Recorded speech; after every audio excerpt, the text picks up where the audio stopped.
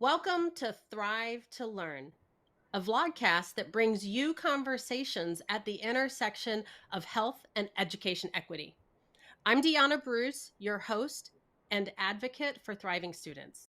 I'm so excited to welcome Suzanne Greenfield today. Suzanne is one of Washington, D.C.'s preeminent experts in bullying prevention and social emotional learning in schools. Welcome, Suzanne. Thank you. Glad to be here. Great. Awesome. Let's jump right in. So, as a leader and a partnership builder, you have had a unique career in education policy. So, before we talk nuts and bolts of social emotional learning and school culture, I'd love for you to tell everyone about your journey, where you've been, and how it led to you becoming one of DC's experts in bullying prevention, social emotional learning, and school culture. Okay, I will try. I had an early career in DC actually as a public interest grassroots organizer and lobbyist before I had kids. When my oldest child was born and she was going off to school, I have to tell you, I was very surprised um, by how gender specific schools still were. And her experience in preschool sent me to PFLAG as a volunteer. From PFLAG, I went from a volunteer in the local office to actually the national office. From there, actually, through some supportive friends, I should say, I ended up at the DC Public Schools alongside you and a lot of other people who are really trying to figure out what safe schools and school climate actually meant. When I left DCPS, which is our public school system here, I went and worked at a nonprofit that specializes in working with kids with disabilities and their families. And from there, as you said, I bounced to local government and I set up the first bullying prevention program for the District of Columbia. Yeah, and we all benefited from all of that work that you did. So thank you for that. I know that you work closely with schools when you take on a project with them, and I know you're very passionate about not piling on to educators that are already overtaxed.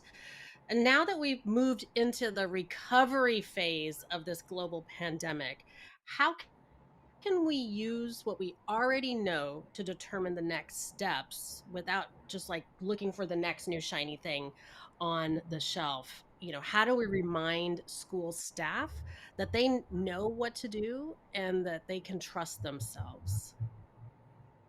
It's a great question because I think in some ways we can learn from teachers to begin with.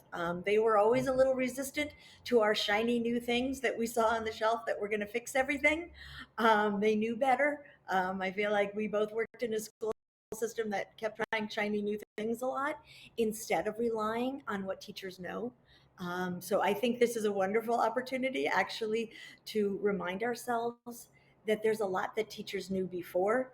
There's a lot that we all have to learn based on our experiences over the last couple of years. But I think some of those basic things around empathy, really building authentic relationships with young people, consistency in our approach, and engagement. Absolutely. You mentioned something about relationships in schools, and I'm curious as to how you think or how you've seen interpersonal relationships change in schools since the start of the pandemic. I've seen interpersonal relationships sort of not be as strong in schools. So, what are you seeing, and what's our response? A response. There's always lots of responses to everything. I think you're right. I think that's a lot based on a certain amount of anxiety we're sort of all carrying into the situation, and so we're not really sure what other teachers have experienced all the time. We're not sure what the kids have experienced. So I think there's a hesitancy sometimes that I have seen, and when I talk to teachers, and I just was working with a school where I was thinking, these teachers know how to handle this, but they're not doing it. What's going on? It's a school I've worked with over a long period of time. And when I sat down with the teachers to talk to them, their heads were filled with all of their fears and concerns. And it made it hard for them to just step back and say, wait a minute, here at school, this is how we do things. This is who we are. And we feel Mhm. safe and comfortable saying that. And they weren't saying that. So the kids were kind of bouncing from one thing to another. And I think there are times where it's just really important to help the adults in the building relax, not feel like they have to solve every single problem. They're not trained social workers, they're not trained therapists, but that's not necessarily what anybody's asking of them. They're Right. asking, a lot less, but it feels like we have ginned up the problem so high that it feels like you can't meet it no matter what you do. And I think we need to move away from that. The other thing I would really say is you and I are both parents.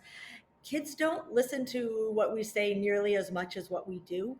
And I think that the adults in the building can take that deep breath and say, I don't need to say this over and over again. I can actually demonstrate it. And I can build a lot of my relationship with kids by them seeing that. Yeah, that no, that definitely answers the question. It's a really good reminder to model it instead of just repeating it over and over again. And I think, and that sort of gets to sort of another thing that I'm thinking about is that, like, in this recovery phase, sort of, thinking about the pandemic really sort of upset the apple cart, and it's also an opportunity for us to really think about what works when it comes to supporting students and supporting school culture. So it's an opportunity to say, hey, this is what works. And you know what?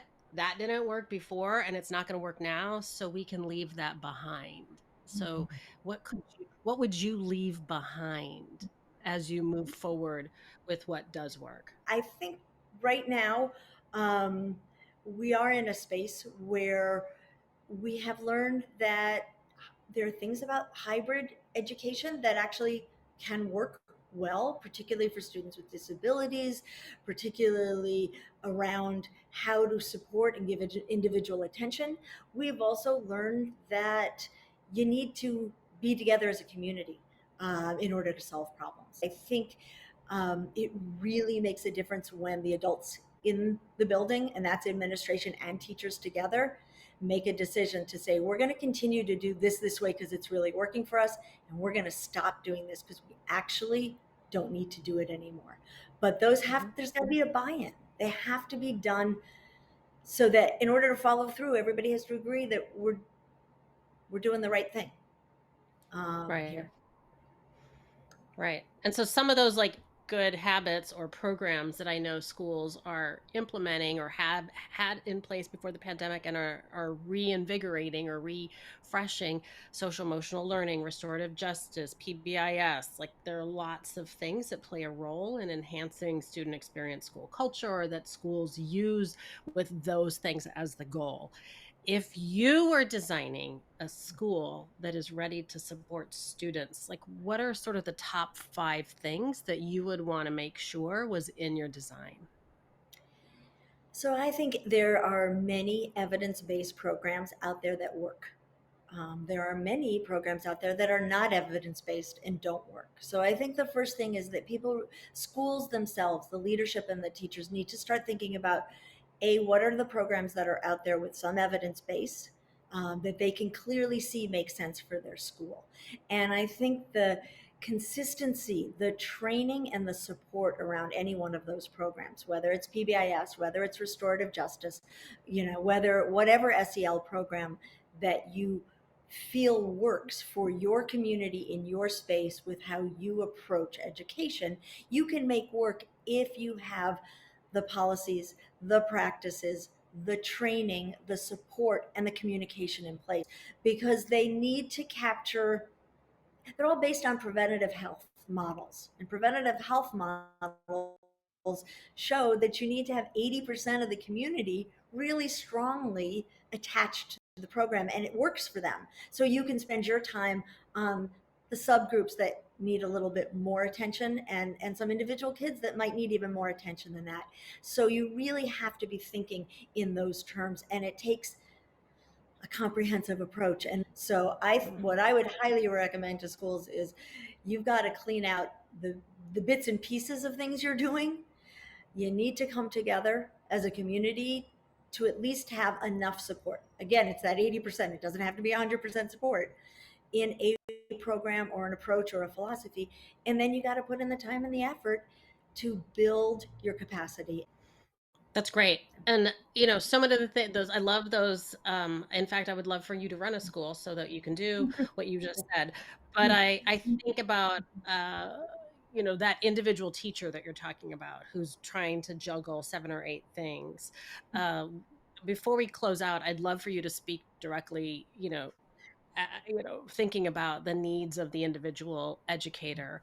What are a few things that they can do today or when school starts to positively impact the student experience in their school, in their classroom, and improve school culture, sort of focus on your locus in their sort of sphere of influence?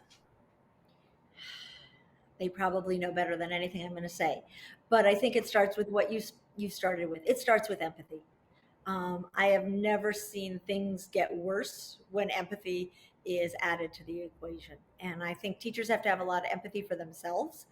They have to have empathy for their students. I think building those relationships is hard. It always pays off.